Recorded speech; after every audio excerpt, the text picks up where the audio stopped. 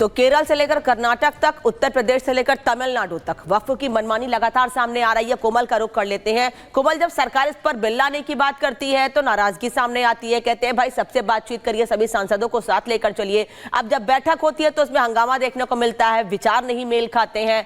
लगातार ऐसे मामले सामने आ रहे हैं। क्या विपक्ष को दिख नहीं रहा है कि मनमानी बढ़ती जा रही है वक्फ की? बिल्कुल, लगातार ये सवाल हम भी उठा रहे हैं अनामिका, लेकिन अगर हम बात करें तो देखिए विवाद किस तरह से खड़ा होता है। पहले तो तमाम जगहों पर, तमाम जमीनों पर वक्फ बोर्ड अपना दावा ठोकता है। उसके बाद वक्फ बिल को लेकर के जब जेपीसी में चर्चा होती है तो जितने भी विपक्ष है, खास तौर पर देखिए कुछ दिन पहले की ही बात करें तो किस तरह से टीएमसी के कल्याण बनर्जी इस पर कड़ा रुख इख्तियार करते हुए नजर आए थे। जो लोग इसका समर्थन करते हैं वक्फ बिल का, उसके एंटी हो जाते हैं, उनको धमकाते हुए नजर आते हैं। अगर हम असुद्दीन ओवैसी की बात कर ले, वो भी धमकाते हुए नजर आते हैं। बॉटल मेज पर जब बैठक हो रही होती है जेपीसी की, तो देखिए किस तरह से मेज पर बॉटल फेंक देते हैं। तो इस तरह का देखिए रुख तो अपनाते ही हैं, लेकिन साथ ही साथ बात करें तो लगातार इसे लेकर के विवाद खड़ा होता चला जा रहा है। हाल ही में देखिए all India Muslim personal law board के जो अध्यक्ष हैं, उन्होंने इसे लेकर के एक विवादित बयान दिया है। पहले तो जमीनों पर अपना दावा ठोकते हैं लोग, जब इसका विरोध करते हैं, वक्फ बिल पर जब चर्चा होती है तो उस पर भी देखिए किस तरह से लगातार राघवेंद्र हमारे साथ बने हुए लखनऊ से। राघवेंद्र, देखिए जिस तरीके से सालों साल पुराने मंदिरों पर भी दावा किया गया, लखनऊ की अगर बात करें तो लखनऊ में भी वो तमाम मंदिर है जहां वक्फ अपना दावा करता हुआ नजर आ रहा है। और ये जो दावे हैं ये सीधे सीधे ये सवाल खड़ा कर रहे हैं कि क्या हिंदू मंदिरों पर भी यहाँ पर नजर वक्फ की है? बिल्कुल, देखिए आपने सही कहा। अभी एक बड़े मौलाना का एक बयान आया था कि हिंदुस्तान में बहुत सारे मंदिरों के नाम जमीन है, तो जब मंदिरों के नाम जमीन हो सकते हैं तो वक्फ की प्रॉपर्टी क्यों नहीं हो सकती है। इस तरह के इनके तथ्य हैं। लेकिन भारत एक प्राचीन देश है, सब जानते हैं कि यहाँ पर ये मठ मंदिरों का ही यह देश रहा है। पूरे दुनिया में मात्र एक भारत ही है जहाँ पर ये सनातन संस्कृति है नहीं, और कहाँ पे है पूरे दुनिया में। तो अगर आप उसका तुलना करेंगे तो वैसे दुनिया में 56 मुल्क हैं जहां पर इस्लामीकरण हो चुका है पूरी तरह से। तो क्या इस पे भी अगर तुलनात्मक अध्ययन करके ये बड़े बड़े बुद्धिजीवी लोग जिस तरह से अपना कब्जा बता रहे हैं तो भारत का भी अस्तित्व खत्म हो जाएगा।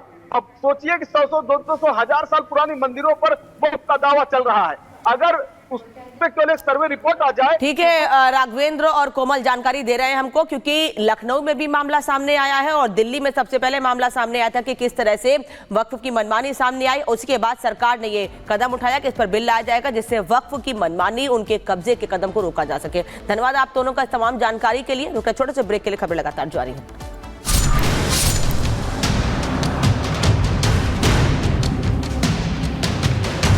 40 एकड़ जमीन को हड़पने का आरोप वक्फ के ऊपर लगा हुआ है। यात्री खड़े थे और जैसे ही ट्रेन में घुसने की कोशिश किए उस समय भगदड़ हुई और भगदड़ से 9 लोग घायल हुए हैं। देखिए चप्पलें पड़े हुए हैं, काफी चप्पल पड़े हुए हैं, क्योंकि 1-2 यात्री नहीं थे, यहाँ पे सैकड़ों की तादाद में यात्री थे। और कहीं कहीं भीड़ को जो नियंत्रण करना था वो नियंत्रण नहीं हो पाया, जिसके बाद यह इतना बड़ा हादसा हुआ है। जी सत्यप्रकाश, इसके अलावा ये भी बताइएगा कि जो घायल है उनकी स्थिति फिलहाल क्या है?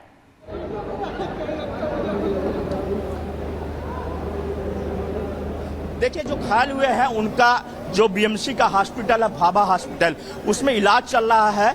उनके उसमें जो घायल हुए हैं उसमें 2 लोग गंभीर रूप से घायल हुए हैं, जो जानकारी आ रही है। जो तस्वीरें दिख रही है, जो तस्वीरें, जो वीडियो आए हैं, यहाँ के जो लोगों ने वीडियो बनाया उस समय जो हादसा हुआ, वो साफ साफ दर्शाता है कि कितना भीड़ था और कितना बड़ा ये हादसा हुआ है। मैं तस्वीरें दिखा रहा हूँ, फिर से मैं तस्वीर दिखा रहा हूँ। प्लेटफॉर्म नंबर बांद्रा टर्मिनल्स का प्लेटफॉर्म नंबर 1 है और यहीं पर ये जो दूसरी ट्रेन लगी है, ये भी उत्तर भारत की तरफ ट्रेन जाती है। यहाँ पर बांद्रा से गोरखपुर एक्सप्रेस ट्रेन लगी थी। आप नजर बना के रखिए सत्यप्रकाश। और ये तस्वीरें आपने दिखाई किस तरीके से यहाँ पर भगदड़ मची। स्टेशन पर भगदड़ के बाद यात्रियों के बीच यहाँ पर किस तरीके से अफरा तफरी का माहौल बना। 9 लोग इस दौरान घायल हुए और स्थिति किस तरीके से रही होगी इसका अंदाजा लगाया जा सकता है। बहुत शुक्रिया आपका तमाम जानकारी के लिए सत्यप्रकाश। तो देखिए किस तरीके से यहाँ पर ये भगदड़ मची और ये उस दौरान की तस्वीर है जब यहाँ से जो घायल थे उन्हें अस्पताल ले जाया जा रहा था। और आगे बढ़ेंगे, इधर वक्फ बोर्ड को लेकर देश में विवाद बढ़ता जा रहा है। देश के अलग अलग हिस्सों से आ रही खबरें वक्फ बोर्ड और उसके कामकाज को सवालों के घेरे में खड़ा कर रही हैं। वक्फ की जमीन के नाम पर हिंदुओं की जमीनें, मंदिरें, यहां तक कि पूरे गांव पर भी अपना दावा ठोक रहा है। वहीं बदरुद्दीन अजमल ने तो देश की राजधानी दिल्ली में नए संसद भवन तक को वक्फ की प्रॉपर्टी बता दिया था।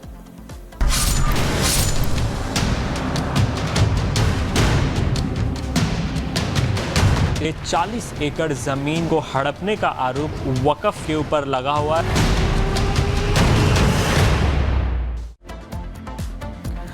तो वक्फ के नाम पर प्रॉपर्टी को अपना बताने का जो मामला है वो काफी सालों से चला आ रहा है, बल्कि सदियों से चला आ रहा है। अब स्थिति ऐसी है कि कहीं सदियों पुराने स्कूल, मंदिर, घर, सभी पर वक्फ बोर्ड लगातार अपना कब्जा बता रहा है। इसको लेकर लोगों में नाराजगी बढ़ती जा रही है। यही वजह है कि सरकार वक्फ बिल लाना चाहती है और इसको लेकर जेपीसी का गठन किया गया है। लेकिन उसमें जिन लोगों को शामिल किया, जिन सांसदों को शामिल किया गया है, उनमें आपस में मेल नहीं है विचारों में, जिस वजह से नाराजगी भी सामने आती है। लेकिन सवाल यह है कि आखिर कब तक वक्फ की मनमानी चलती रहेगी।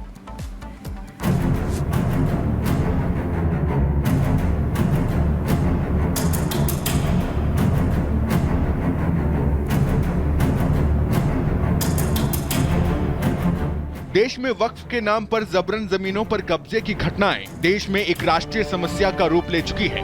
वक्फ कानून के आधार पर उत्तर से लेकर दक्षिण तक लैंड जिहाद की घटनाएं सामने आ रही हैं। वक्फ बोर्ड के अफसर किस तरह से लैंड माफिया की तरह काम कर रहे हैं, हम आपको इसकी 3 तस्वीरें दिखा रहे हैं। पहली घटना जम्मू की है, जहां एक 70 साल से रह रहे लोगों को तत्कालीन जमीन खाली करने का आदेश दे दिया गया है। दूसरी घटना महाराष्ट्र की है, जहां अहमदनगर के कानिफनाथ मंदिर की 40 एकड़ जमीन पर वक्फ बोर्ड ने कब्जा कर लिया। तीसरी घटना कर्नाटक की है, जहां किसानों की 1500 एकड़ की जमीन पर वक्फ बोर्ड ने दावा ठोक दिया है। सबसे पहले इन रुआसे चेहरों को देखिए। इन लोगों पर अपना घर छोड़कर सड़क पर आने का खतरा पैदा हो गया है। इन परिवार के घर पर वक्फ ने दावा ठोक दिया है। मामला जम्मू के वजारत रोड इलाके का है। जम्मू शहर के बीचों बीच दलपतिया मोहल्ले में एक परिवार जो कि 1947 से यहाँ पर रह रहा था, वक्फ की तरफ से अब उन्हें कहा जा रहा है कि इस जगह को खाली किया जाए। अब परिवार जो है, जो कि एक कमरे में रह रहा था, उन्हें इलाका खाली करने का, जगह खाली करने का आदेश जो है वक्फ की तरफ से सुनाया गया है। परिवार जो है वो अब चिंता में है, क्योंकि ये नहीं जानता कि आखिरकार अब इन्हें जाना कहाँ है। ये परिवार आजादी के बाद से ही एक जमीन पर आशियाना बनाकर रह रहे हैं, लेकिन अब वक्फ बोर्ड ने इस परिवार को घर खाली करने का फरमान सुना दिया है। आशियाना छीनने और बेघर होने के डर से इस परिवार की खुशियां छिन गई हैं। पीड़ितों का दावा है कि जमीन पर कब्जा करने की नीयत से वक्फ बोर्ड के कानूनों का इस्तेमाल किया जा रहा है। नहीं, हमको कोई कारण नहीं बताया गया। बस यही कहते हैं, दफ्तर में जाते हैं, परसों हम काम लगाएंगे, हम जेसीबी लाएंगे, खाली करवाना है, आपको यहाँ से खाली करके आरएसपुरा भेजेंगे। हमने बोला आरएसपुरा में हमारा कोई गुजारा नहीं है, हमने वहाँ पे रहना नहीं है, हमारा यही पे जन्म परम हुआ है, हमारा फ्यूचर यहाँ पे है, स्कूल हमारा यहाँ पे है, तो हमारा खाली करके गाँव जाने का और कोई गुजारा नहीं है। बोलते हैं हमें आपको जगह दे देंगे, आरएसपुरा कमरा डाल देंगे, वो कुछ कर देंगे, पर हम यहाँ ही रहते हैं। 47 से हमारा गुजारा नहीं चलेगा। गाँव में, शहर छोड़ के गाँव में कैसे काम करेंगे? हम रडी शाबा लगाते हैं, रडी शाबा लगा के पापा दिहाड़ी का काम करते हैं, हम कहाँ पे मकान बनाएंगे? सबसे ज्यादा हैरान करने वाली घटना महाराष्ट्र से सामने आई है। यहाँ एक मंदिर की जमीन को वक्फ बोर्ड ने अपना बता दिया है। मामला अहमदनगर जिले का है, जहाँ प्राचीन मंदिर कानिफनाथ पर ही वक्फ ने दावा ठोक दिया और इस मंदिर को भी दरगाह बता दिया। नाथ संप्रदाय से जुड़ा हुआ ये एक विशेष मंदिर कानिफनाथ मंदिर जो है ये बनाया गया है और इसकी स्थापना जो है सन 1200 ईस्वी में हुई थी। और अब मामला जो सामने आया है वो काफ़ी सनसनीखेज है। आपको बता दें कि इसी मंदिर के 40 एकड़ ज़मीन को हड़पने का आरोप जो है वो वक़्फ़ के ऊपर लगा हुआ है और इसी मंदिर को जो है बताया जा रहा है कि इस मंदिर को क्षति पहुंचाने की भी कोशिश की गई। बताया जा रहा है कि इस मंदिर को मस्जिद बनाने की भी कोशिश की गई। दरअसल अहमदनगर में 40 एकड़ की जमीन पर यह मंदिर बना हुआ है, जिसे वक्फ बोर्ड अब दरगाह की जमीन बता रहा है। मंदिर ट्रस्ट के लोग अब मंदिर की जमीन के लिए कानूनी लड़ाई लड़ रहे हैं। ट्रस्ट के पास मंदिर से जुड़े सभी दस्तावेज हैं, लेकिन वक्फ की गिद्ध दृष्टि इस पर पड़ते ही इस पर अपना दावा ठोक दिया। अब मामला कोर्ट में चल रहा है। हमारे गांव में 19 लोगों के लिए पाबंदी है मंदिर में पूजा पाठ करने के लिए और ग्राम पंचायत के सदस्य को भी है।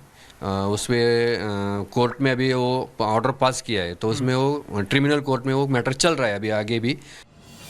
अब आपको कर्नाटक की कहानी सुनाते हैं। यहाँ के विजयपुरा जिले के होनवाड़ा गांव में 1500 एकड़ जमीन पर वक्फ ने अपना दावा ठोक दिया है। दरअसल यहाँ के किसानों को तहसीलदार की ओर से एक नोटिस मिला जिसमें उनकी पुश्तैनी जमीन को वक्फ संपत्ति घोषित किया गया है, जिससे किसान हैरान और परेशान हैं। पुरखों की जमीन पर वक्फ के दावे और अब जमीन छीनने के डर से किसानों की रातों की नींद उड़ गई है। आरोप है कि बिना किसी पुख्ता आधार के ही किसानों की जमीन पर कब्जे की प्लानिंग की जा रही है। वक्फ की इस मनमानी के बाद कर्नाटक में बवाल खड़ा हो गया है। Congress government in Karnataka is actively providing support through the state machinery for this encroachment. They have shown documents where the mutation register has been changed just over the last week upon the instructions of the minister.